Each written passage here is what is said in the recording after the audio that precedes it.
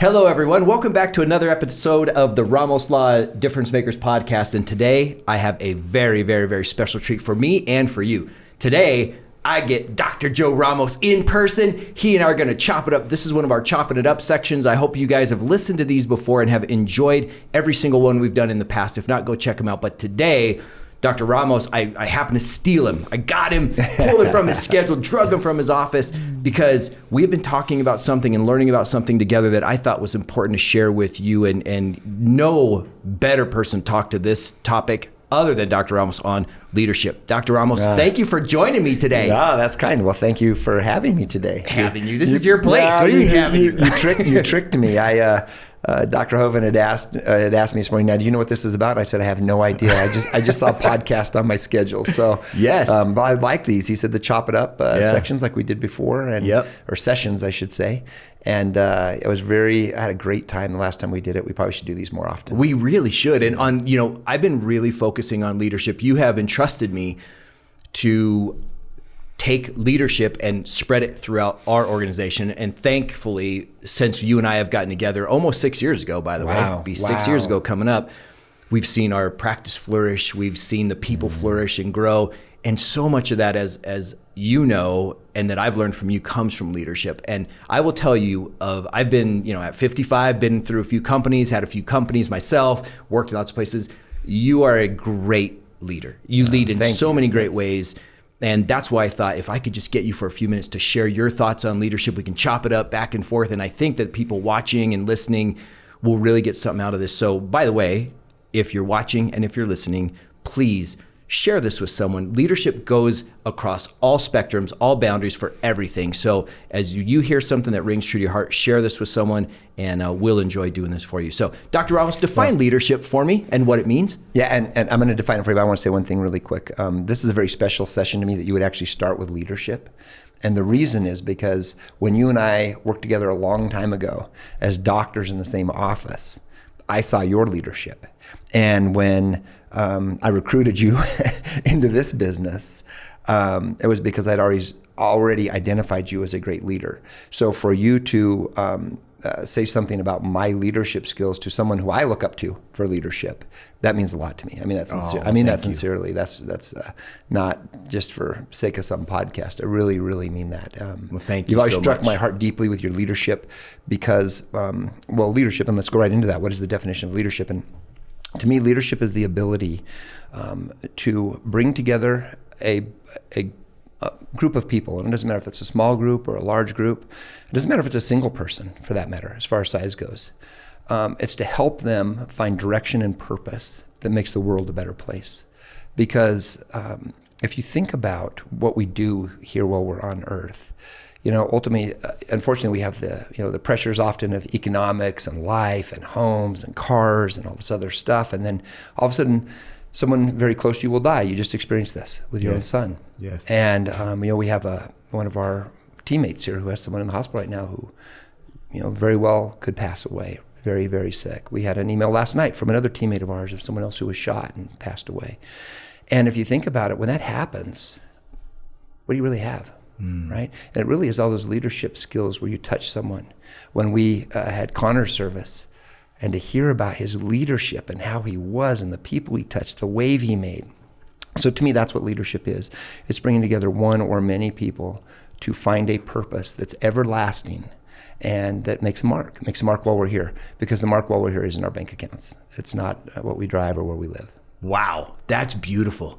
And, I will say the characteristics that I've seen from you and learned from you in leadership have been things like you always show up, right? When you're there, you're showing up in spades, all in to make sure that you are connected with the people. You, in a one-on-one leader, the words I've used about you are you're intoxicating. Your personality is because you always make the person that you're talking to feel like the most important person in the room. You always have. 20 some years I've known you, you have that gift. And a leader, in my mind, is someone who can make everyone feel important.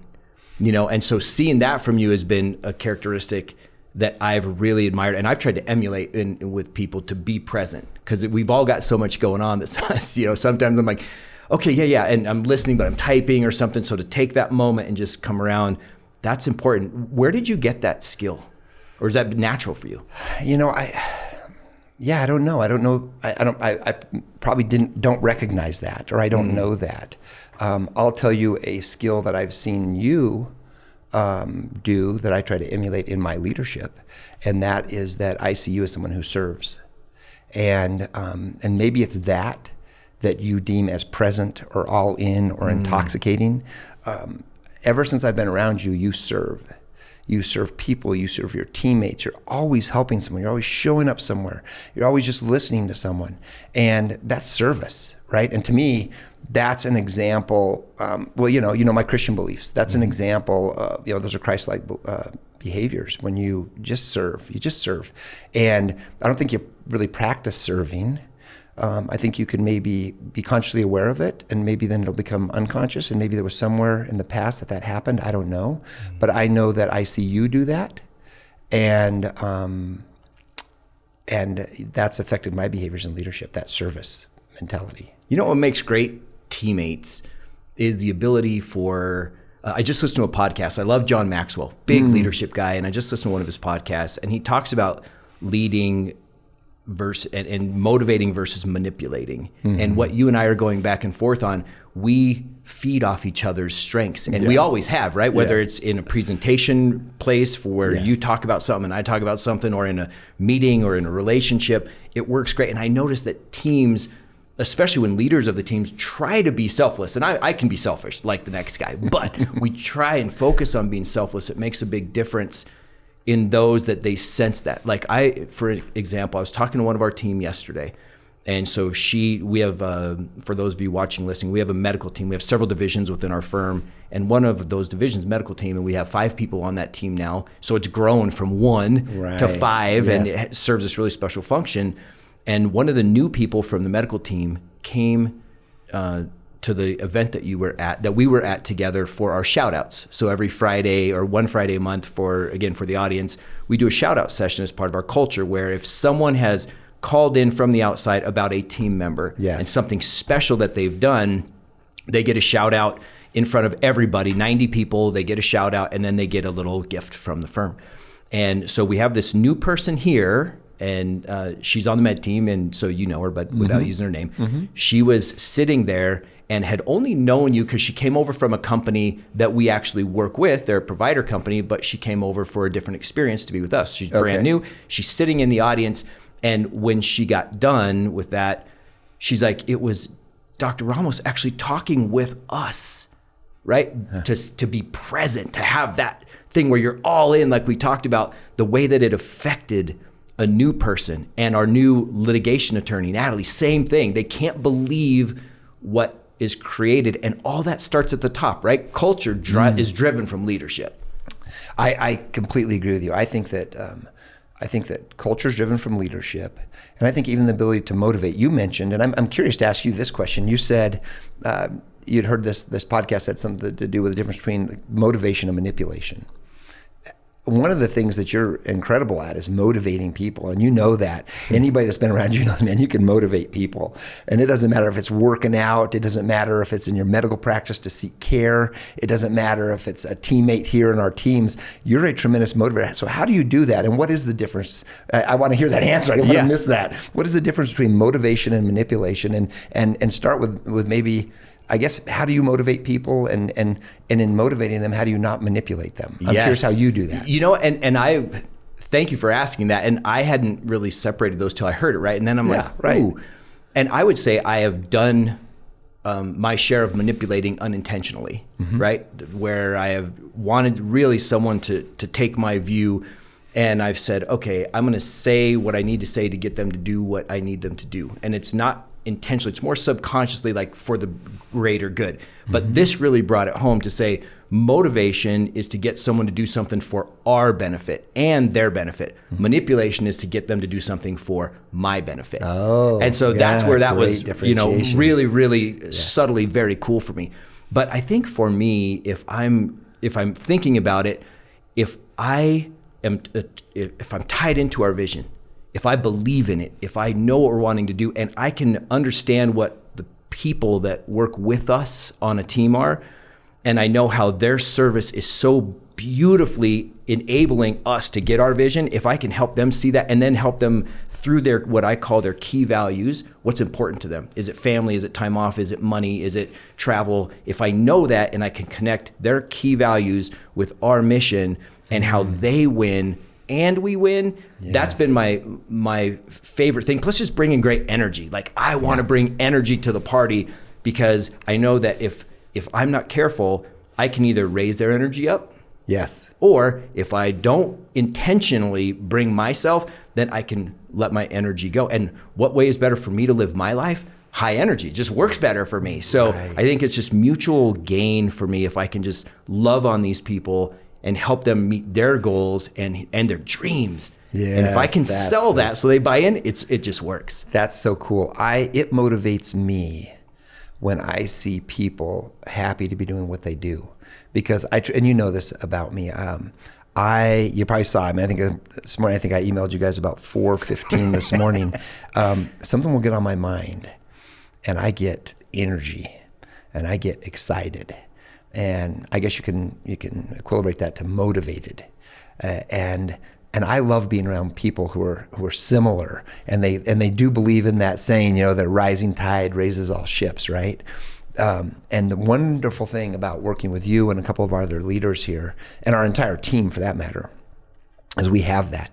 We have that energy where there's hey, we're helping a lot of people, and we're doing a lot of great things for them to make their lives better. But we're also making each other's lives better and richer while being here. And going back to kind of how we started this, we're leaving a mark that really matters. We're actually doing something that matters. And when I start feeling it matters, and I see the reason it matters, and I work around other people who see the reason it matters, it just feeds that motivation. It feeds that hunger. It feeds that, man, I can't be in bed another minute. I got to get up and get working on this, and that's cool. You've got a special way of doing that. And I notice in the process of serving and me recognizing that characteristic in you, in service, we have purpose, right? And if you have purpose, then motivation comes a lot easier. And I think it's why here in our business, we don't lead with there's this way of leading that's kind of a stick. Do this and you get that, or do this or this happens. Yes. And we don't do that. We lead with this, here's why. Here is your why. And then it just happens. Right. And that's so much more effective. It's so much more effective than if you don't do this, then, or if you do that, then. I just find that form of leadership to not always be the best. I agree. Yeah. What characteristics have you instilled in the leadership team and that has trickled down all the attorneys? We're a very special law firm in that we are one that at the leadership level is a mixture. Right? Yes. It's not all attorneys, which most law firms are. Right. My background is in treating patients and in leadership skills, and Daniel's background is in finance, and he's our CEO, and Randy's background is running multiple businesses in real estate and an attorney. Like, we got all these things going with the leadership team. How do you disseminate what you want and your vision for this beautiful practice that we have down through all of the levels, whether it's, at the managerial level, at the paralegal level? How do you get that so that they get it? Like, what makes us different, makes us better? Yeah. Wow. That's a huge question. And my mind goes all kinds of directions on that. And I'll tell you that probably the ultimate answer is that there's not many directions to go. And that's that I keep it simple. So you guys know the things that are my hot button topics. Take poor care of a person. Don't show love, value, and ethics first and foremost before anything. And you got a tiger on your hands, right? I don't have much for understanding in that area. I'm not very patient in that area. If I see a team member do that, the reason I feel that way is because you guys are my family. This is my family. I spend a lot of time here. I have my name on the buildings, my name on the advertisements. It's my face, and I love people. I really love people, and I really enjoy the richness of just it's probably why we all have different backgrounds. If I enjoy the richness of all you guys are so rich as people. And all these people that we take care of, they have the same richness in a different way. They have some characteristics or some quality, something special about them that's a wow factor. And when we start by not celebrating people, we really start on the wrong foot because there's no other foot. We have to celebrate people. And so one of in keeping it simple, and what I infuse into leaders, which I believe was your question, is first and foremost, you better be one hell of a good person. And you better be good to people, because that's one thing we can all get right. We can all get right. And I'll tell you something that helps me, because listen, I'm not perfect. I struggle with many times with starting with a person first and others first approach. I'm human like everybody. But I'll tell you one thing that gets me off on the right foot all the time. For me, it's a prayer of gratitude. Every single day, I start with a prayer of gratitude, not with a asking, not with a wishing, not with a begging or whatever. And it doesn't matter if you're a religious person or not, or you have a certain belief or not. Gratitude is not religion. Yes. Gratitude. What are you thankful for? There's so much to be thankful for. And I guess I've made it a habit, and I don't know where it started, or I think that's what it was. I can't even remember when it started. I'm truly thankful from the minute I get up. I'm just thankful. I'm thankful for the day. My wife would tell you I'm not one of these guys that wakes up grumpy. I wake up happy. I'm always excited about something. But that starts with thanks. It starts with gratitude. So I'm curious. I would pass the same question back to you. As you've seen me as a leader to our leaders, what would you say is something that you see? Because I may be portraying something to you that I don't even realize. Right? Yes. So that's one thing I would ask you. The first question is, what do you see as me as a leader in a way that's either helped or not helped you? That'd be question one. And question two is, what do you do as a leader to infuse into the people you're leading in our organization that now has obviously grown substantially? Yes. So the first thing is, I love your question about what I see in you, because that, in my mind, is one of the largest pieces of a true engaged leader, of caring what other people think. Because there are leaders out there that say it's all about me. They're a leader by title, and they're a leader by maybe their actions on how they produce, but they don't really connect with a lot of people. Right. And so just the fact that you would ask that question shows in itself one of those things that I love about you, because you want feedback. In my mind, the best leaders are the ones that want feedback. This Maxwell podcast, one of the very first ones I listened to that started a couple of years ago, was on blind spots. And it was really powerful for me, because we expect our leaders oftentimes to be impervious to pain, never make mistakes, always know what's 3 steps ahead playing chess when everyone else playing checkers. Right. But we're not like that, right? No leader is. Some of us have more gifts in certain areas. Like, you are really able to future pace and see where things are going. And I think that makes a tremendous leader. If you can see potential of where things could go one way or another. A quick example of that is in our FitMD business together. Yes. You saw monoclonal antibodies were coming, and that they were going to be needed to save lives from COVID. And we positioned ourselves to be able to do that for folks, because not everybody could. Right. And we were perfectly set up for it. So, then we have this fabulous team that executed on that vision. So we got to hundreds and hundreds of patients. Yes. And how many testimonials did we get? Changed my life. You saved my life. Thank you so much, because of your vision to see what was next around the corner. So that's a big skill. You've done it in the law firm by saying, you know what? Let's look at this particular division. In our case, aviation. Right. You knew that there are people that need to be served, and there was a person who's a specialist, and that it would just be best if we had our name, because you're a pilot and you love to fly and you have that identity, and this person could also help with pilot certificate defense and all these things, airplane crashes. And you saw that this is something that would help our business be more stable. Yes. We have an incredible company, but you're always looking at the future. That makes a great leader. I see that in you. I see the fact that you want feedback and you welcome it. You don't want yes men around you. You want people that will share with you. And the other thing that I love, so I'm going to keep it at 3. I could go on and on. But the third thing that I've always admired is your ability to make a decision. It might not always be the right one, right? If you're good, as many decisions as leaders in top shelf companies make, you can't bat 1,000. Nobody can. Right. And so No that way. would be foolish to put that expectation on the leader or on yourself. But the fact that we see you not afraid to make decisions, not afraid to invest in us, not afraid to invest in the company, and to live with the consequences, to me, when you combine those three together, those are the three things that I see in you that are amazing. Well, thank you. That's a real compliment, and it's interesting to learn that on a podcast, right? Because this is not the type of things we sit and talk about, Right? Right? Yeah. Like, hey, what's the thing about my leadership? We don't do that. So I find that very. I don't know what the word is. It's humbling. It's kind. I'm appreciative of those words you've said. There was something that you said at the end there that I wanted to touch on. Because I think it's really important for leaders. You said you don't want yes men around you, and you want to hear when you maybe did wrong or could have done better. I think that that's such an important point.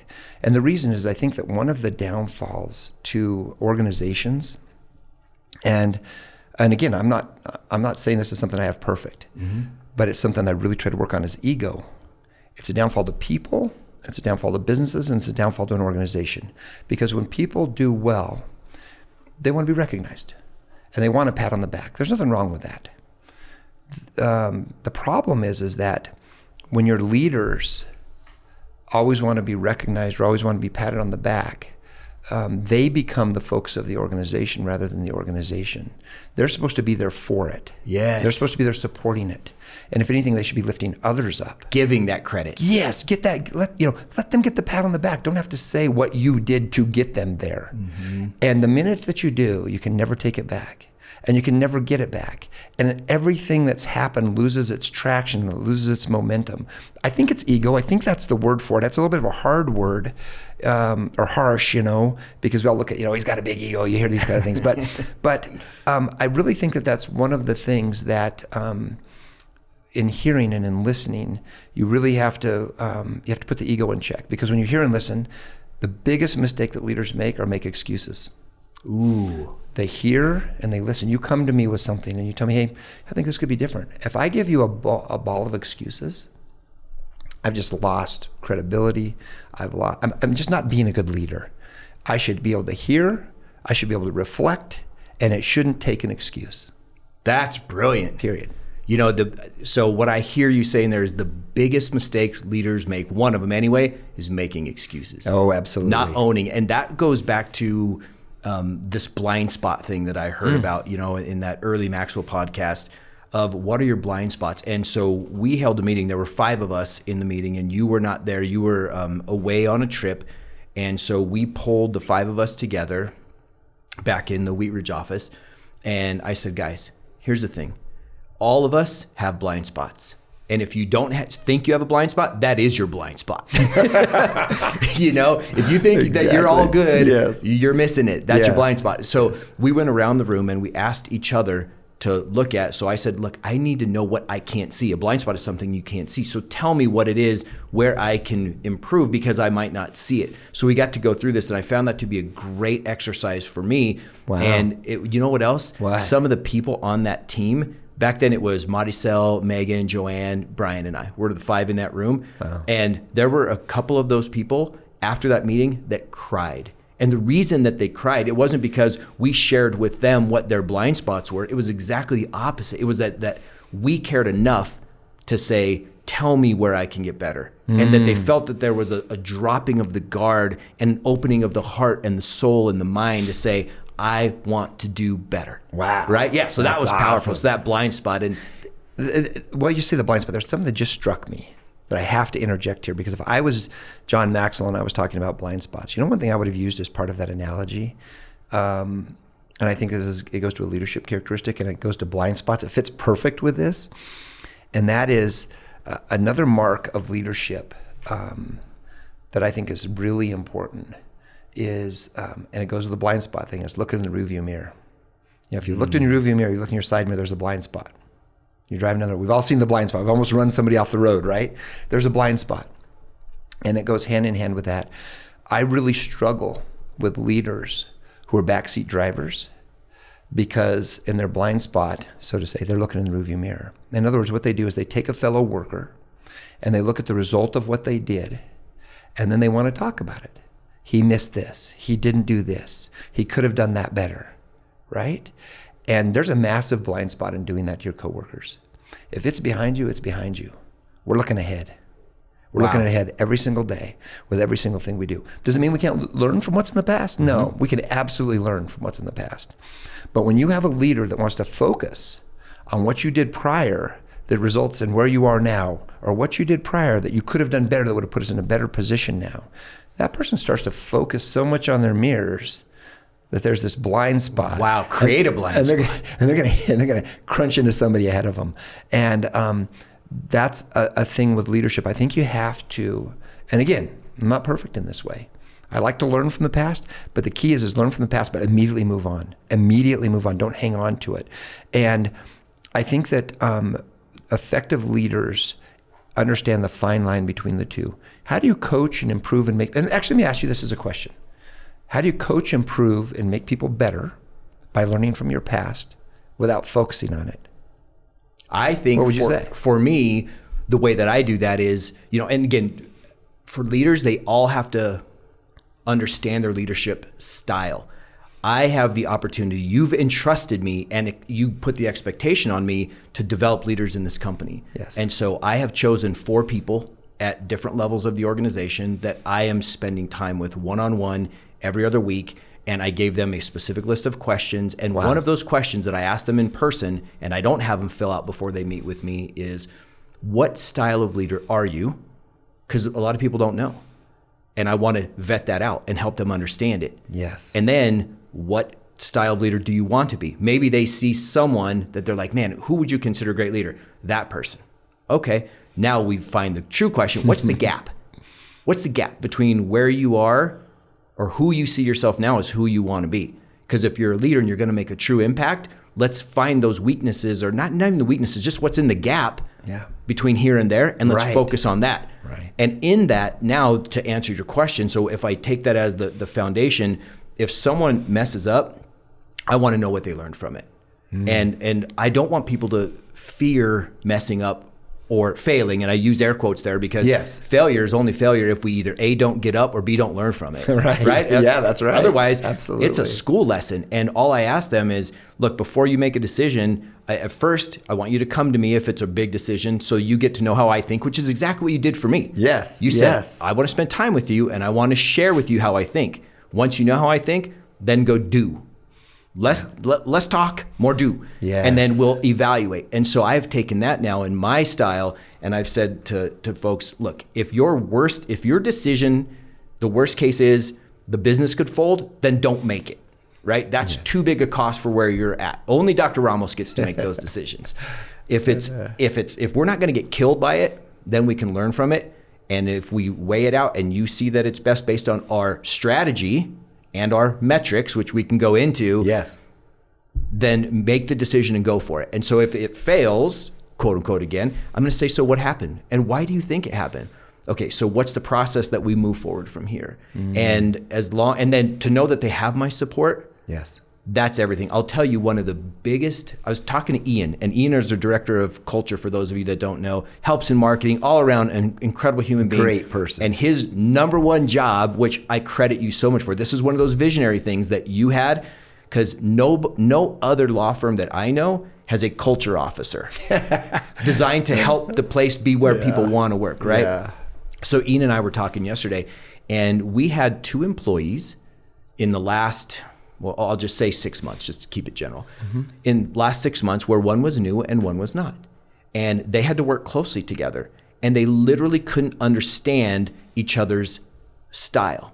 And so this was let's just call it, to bring this back, let's call it a failure. Okay. In that one of them was going to quit, or I was going to fire both of them.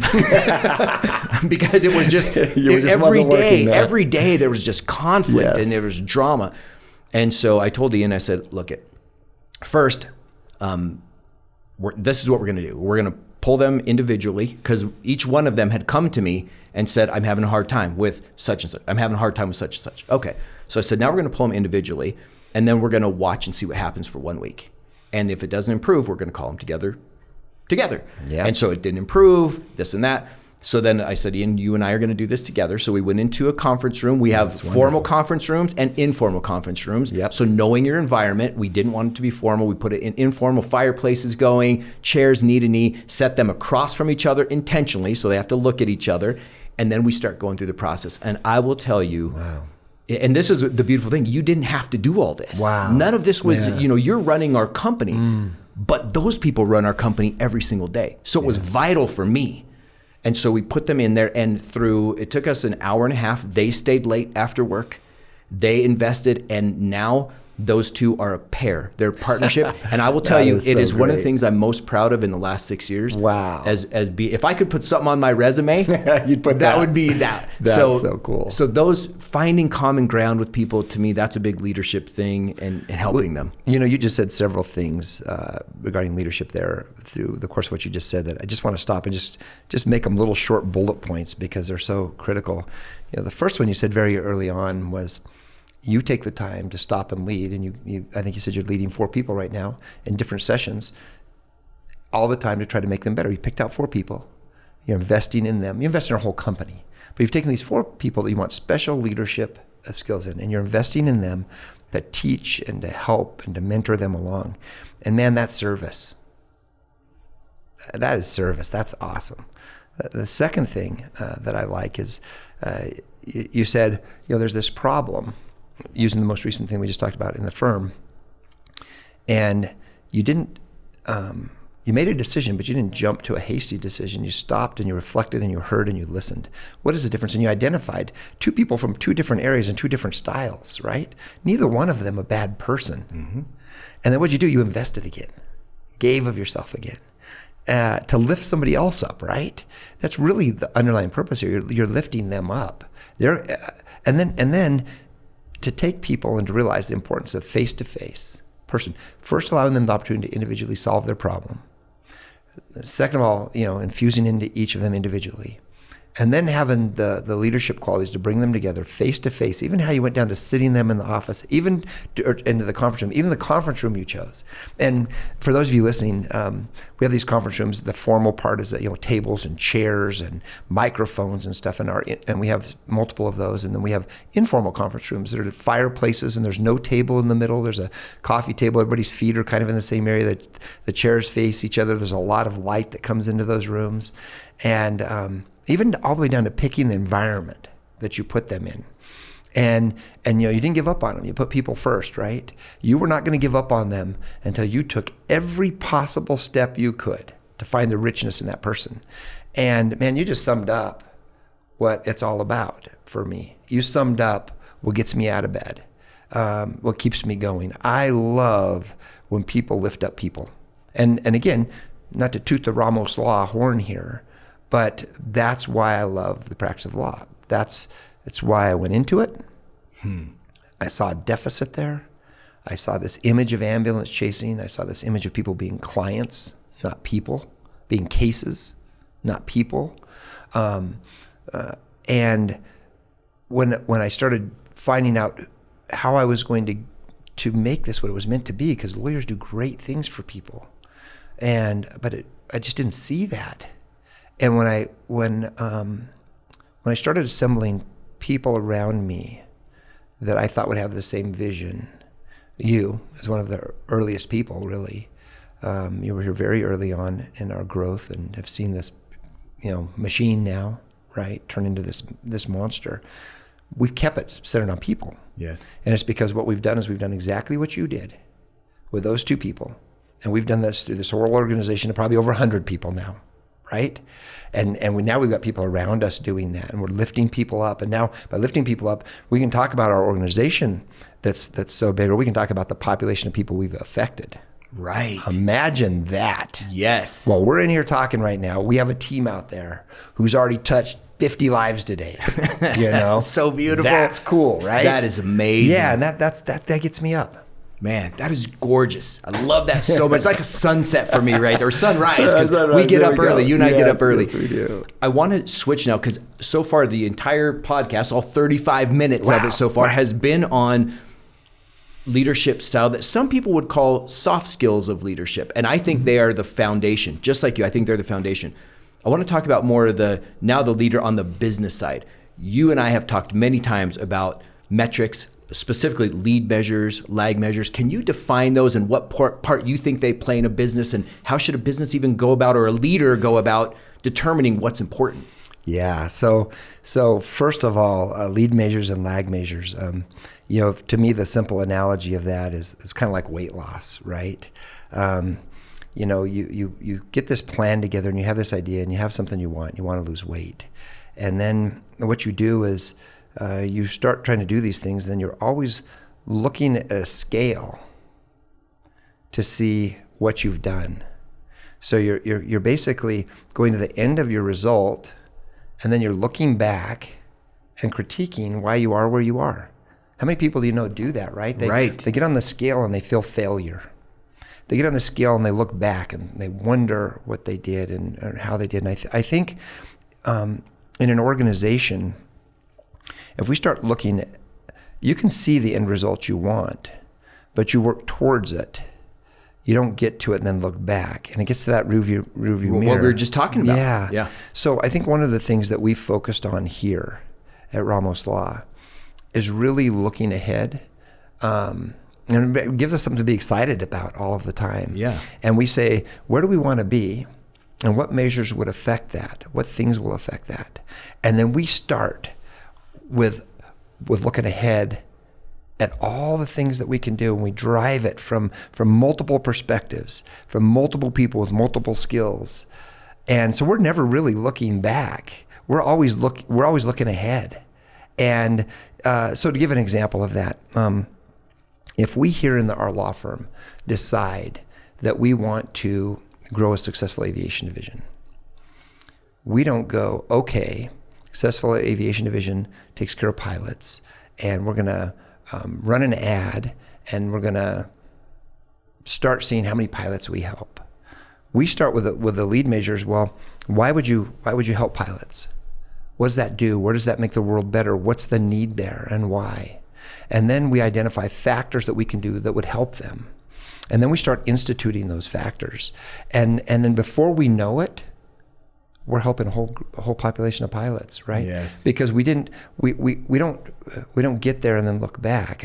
I'm not explaining it very well, but it's all about looking forward, not looking back. That's just a real a simple way to look at leading and lagging measures. And I think, unfortunately, we're trained to look back. Yes. We're trained to look at the scale and see, did we lose weight or not? So good. I look at exactly what you said, in my interpretation and how I implement lead and lag is terms that I learned from actually a sports. I listen to tons of sports talk. That's basically what I have on all day in the background as I'm doing whatever I'm doing.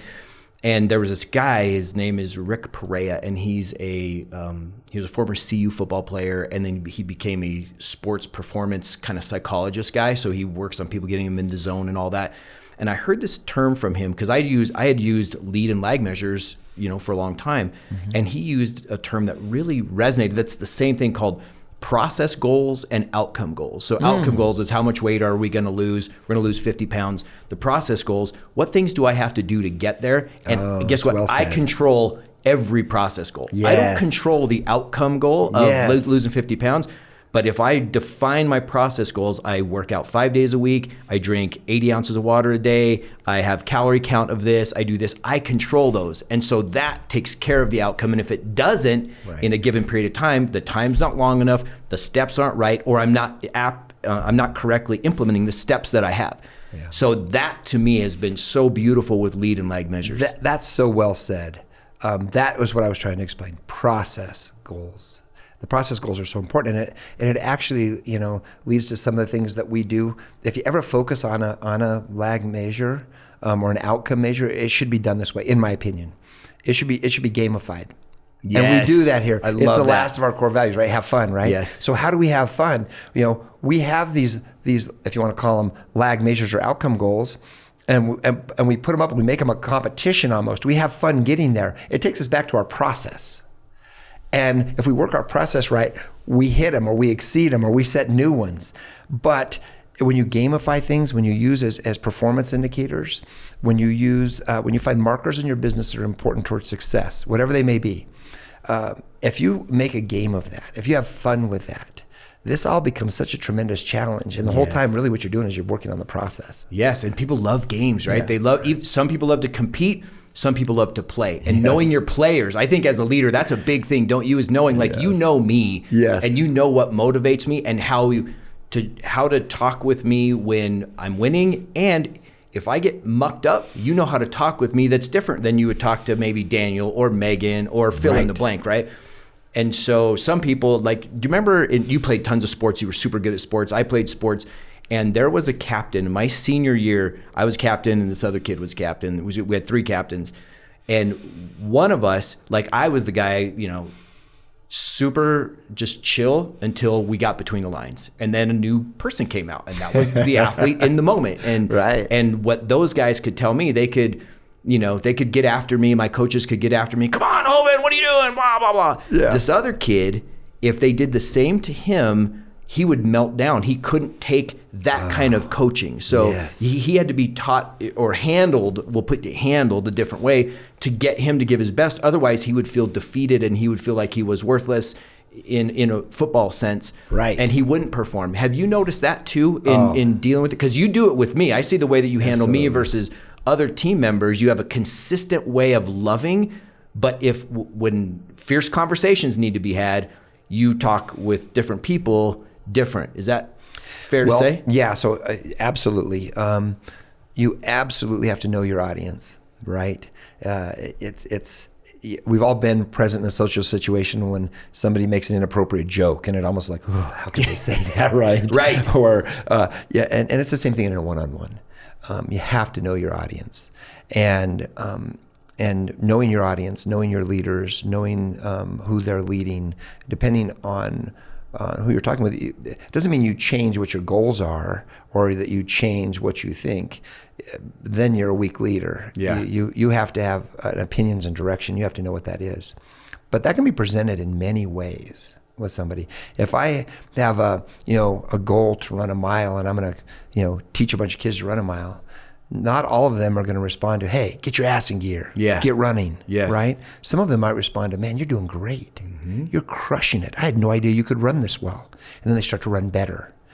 Some of the other ones may have the, all these guys are weak and, coach is weak, so he's not pushing me. That's a kid that might say, hey, so that's fast you run, man, get your ass in gear, right?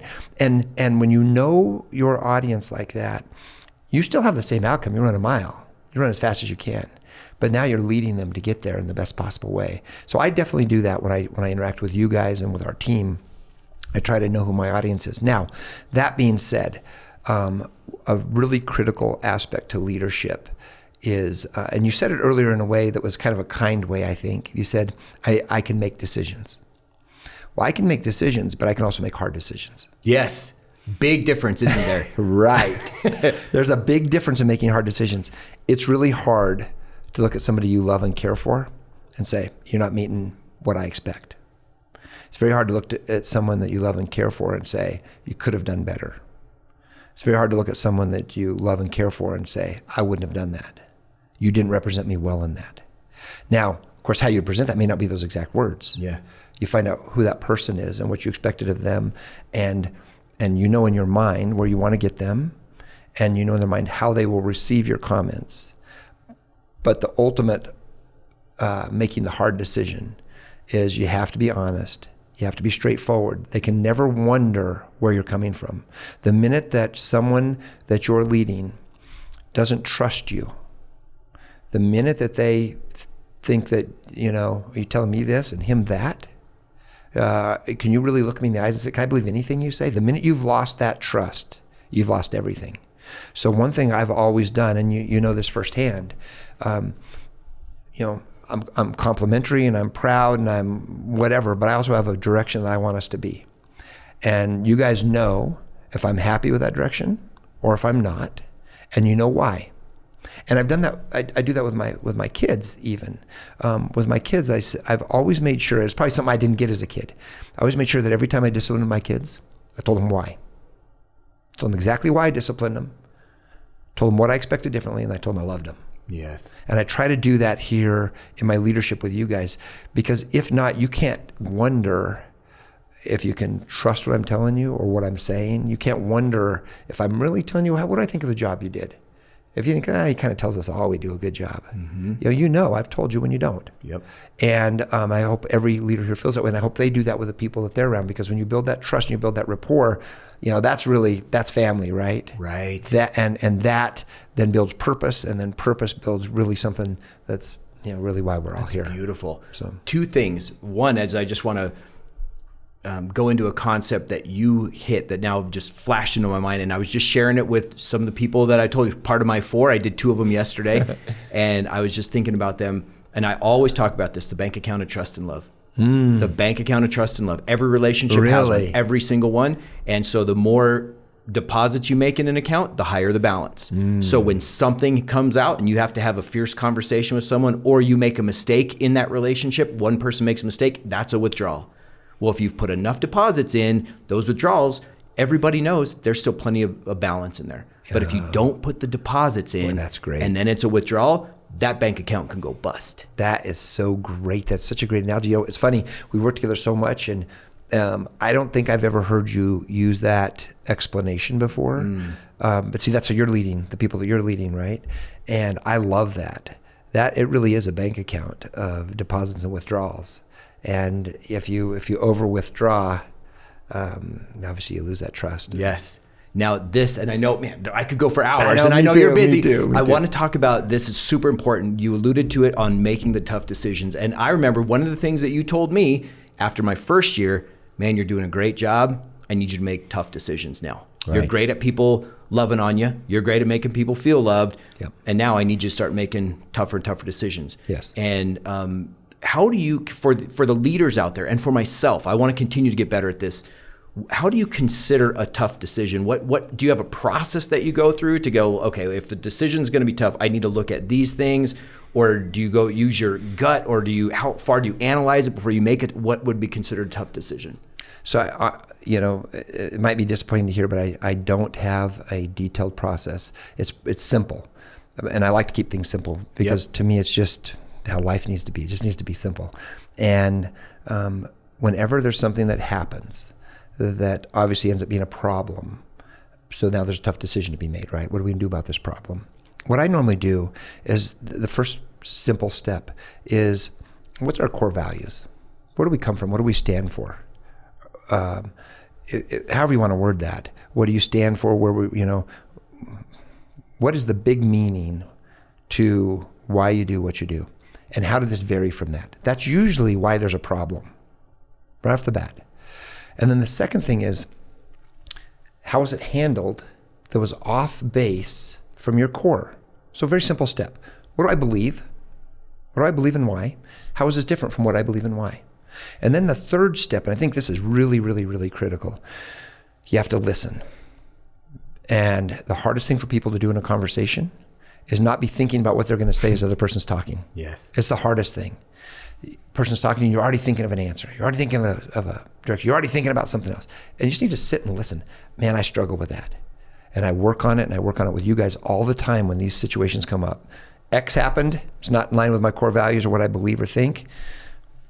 What was it, and why is it off of those values? And now I listen. Okay, what was your reason for making that decision? What were you thinking? Because what I sometimes find on the third step of that analysis, you actually did have our core values in line. You did have what we stand for in line, and you just missed the mark on this particular decision. And then I find a place there then I can teach. That's where you've heard me say to you, okay, listen, let me tell you how I'd handle that. Yes. I see how you did it, but now I want you to hear how I would have handled it. And then we have a good outcome. Now we're both looking forward again.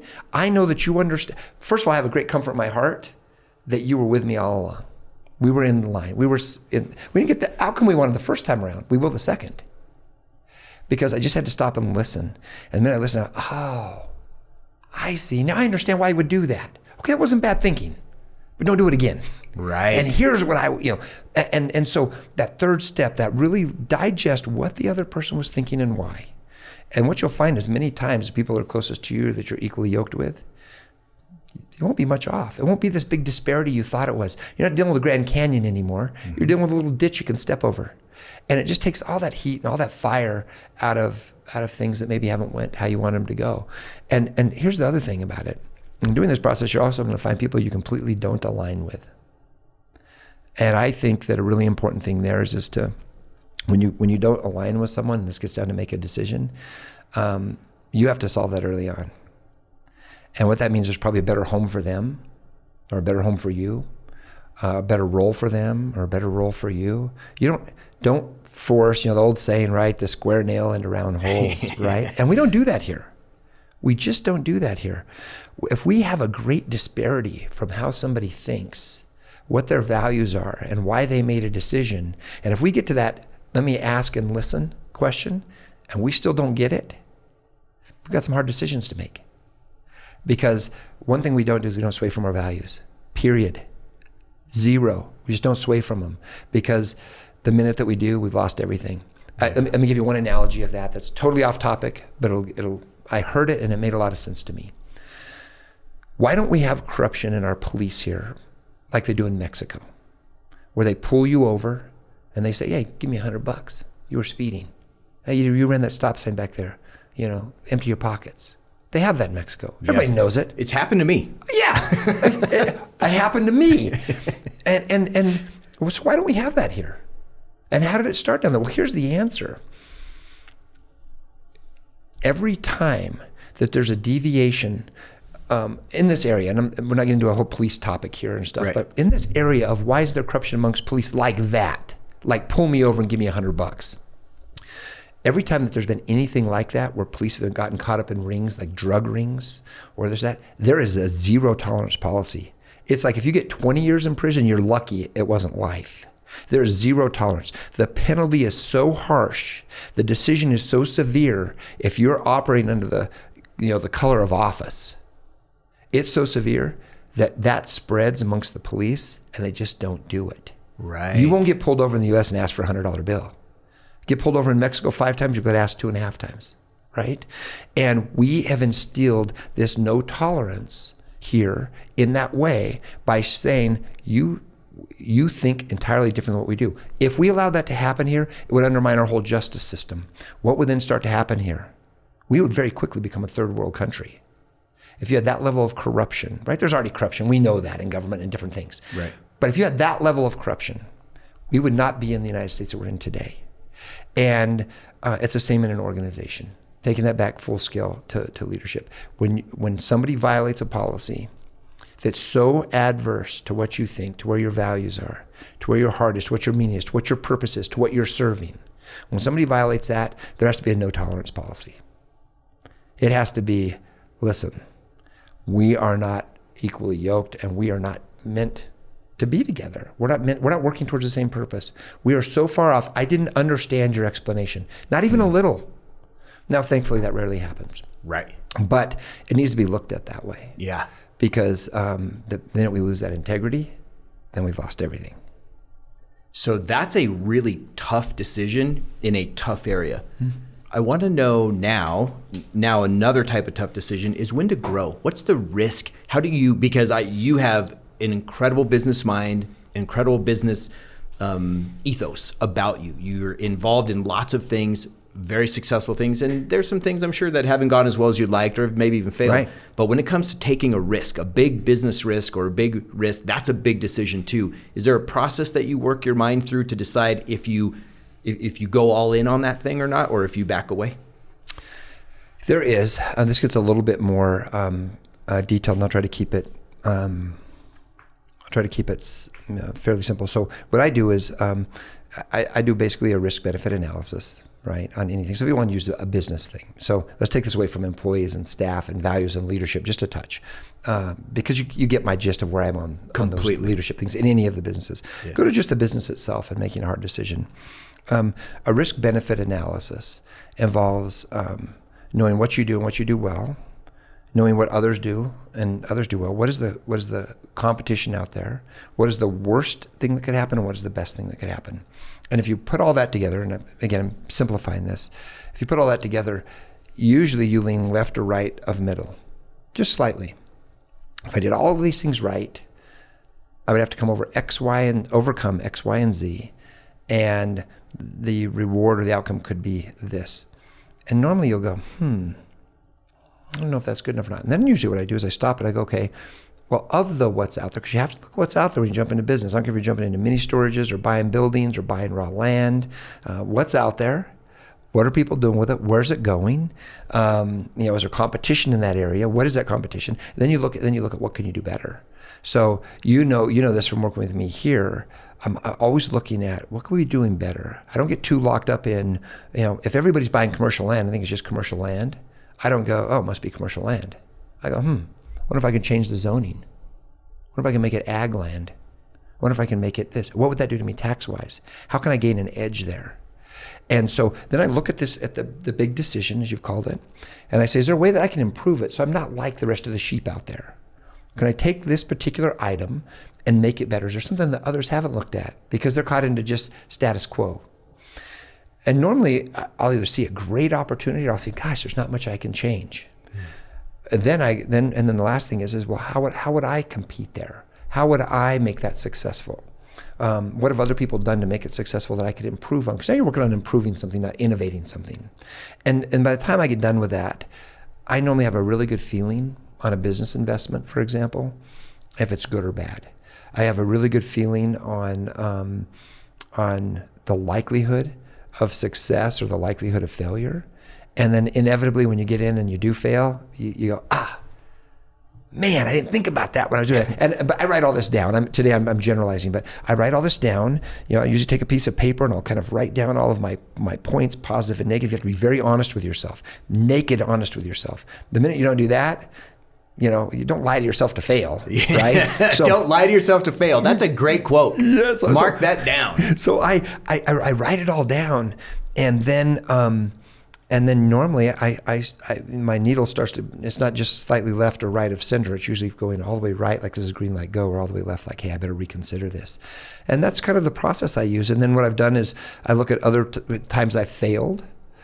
Doing that, and you always learn from those lessons. There's always something that applies from a prior lesson, no matter what it was. I mean, you can stretch it from real estate to the law firm office. There's something that will apply that you go, I remember when I didn't consider that. I remember when I didn't do that. I remember, and it will apply to what you're to the thing you're focusing on. And so, there's a lot of wisdom in learning from past mistakes. And I've made plenty of those. I'll tell you, I've made a lot of those. And I would say then the very last part to all of that. And real quick, I want to say one thing that got me kind of doing this write down thing. So how I used to write papers in college. Papers are a daunting task. Yes. Right. And I can tell you this will change your ability to write a paper. If you because getting started is hard, and then writing's hard, and then organizing's hard, and then whatever. But I would just start writing down words. The topic could be, gun control in America. And I just start writing down words all over paper. And it would get really fun because I'd write them sideways and left and right and middle, and I'd write them everywhere. And then what I would do is I would take another piece of paper and I'd start grouping these words. Any word that comes to mind goes on the paper. Doesn't matter what you think. It's 9mm. Okay, write it down. Fair, write it down. Death, write it down. You just write down words. Then what you do is you group all those words into kind of like words, like areas. And normally those words will start to form you a paragraph. They'll start to form you a page. They'll start to form you a topic. And I would write my papers this way and I would crush it. And that's kind of what you do in business decisions. You kind of do all that process I just talked about. And you got to put it down and you put it on paper. And then the paragraphs start to lay out. The ideas start to lay out and the direction starts to lay out. And then it goes over. And then here's the final step to that. And then I'll end. Gets back to the thing we've already said. You got to make a decision. Most people who have not hit it out of the park, if you talk to them, they'll tell you about 2 or 3 times they could have. They'll tell you about 2 or 3 times that things were presented to them. 2 or 3 times they saw something or they thought about something. But you know what the only difference between them and me or somebody who maybe did hit it out of the park on that? I did it. Yes. I made the decision. I took the risk. I went all in. And when you do that, when you go all in, yeah, you can lose it all, but you can win it all, right? And my dad used to tell me when we were hunting, oh God, I hate to bring this up, but I used to ask my dad, we'd be hunting and I'd see a deer over there. I'm like, Dad, do you think I should shoot? He'd be like, well, I can tell you one thing. You can't hit him if you don't get lead in the air. That was always his answer. Lead in the air. It was always his answer. So by the time I was about 12, I already knew his answer. I didn't ask that question anymore. I got lead in the air, right? If he was looking at me, I was already shooting.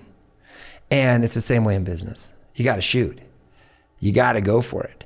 And if you're hearing this, and if you've had your opportunities and they've been before you, and you've never got lead in the air, you never went for it, well, what do you expect the outcome to be?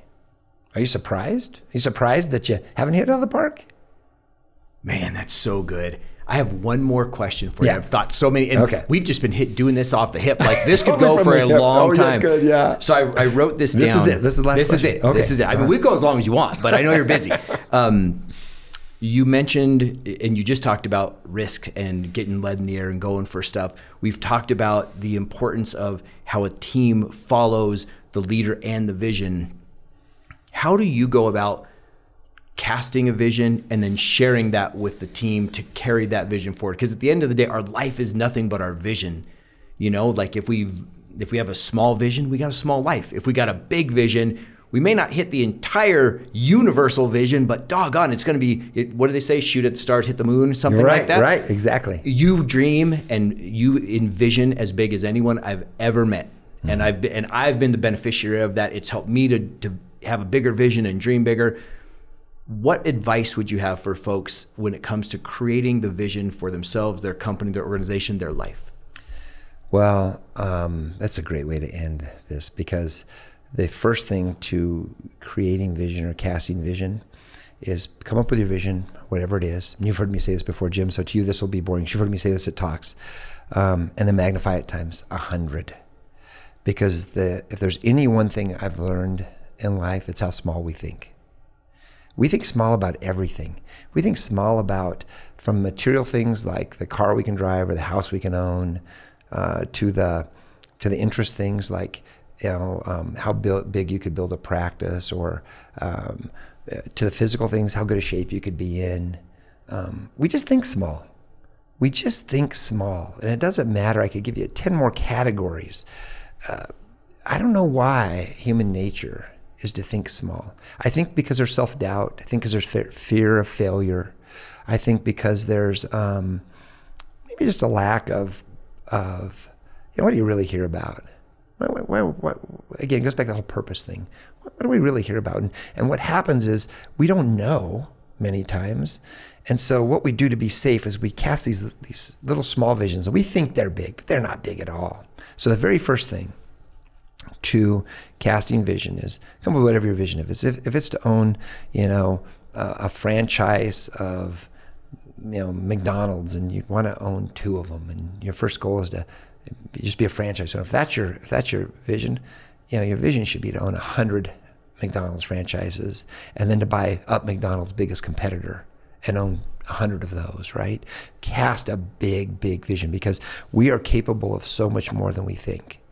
I remember when I started at the Air Force Academy, they would have us do push-ups. Although you live doing push-ups at the Air Force Academy. I'm a push-up master.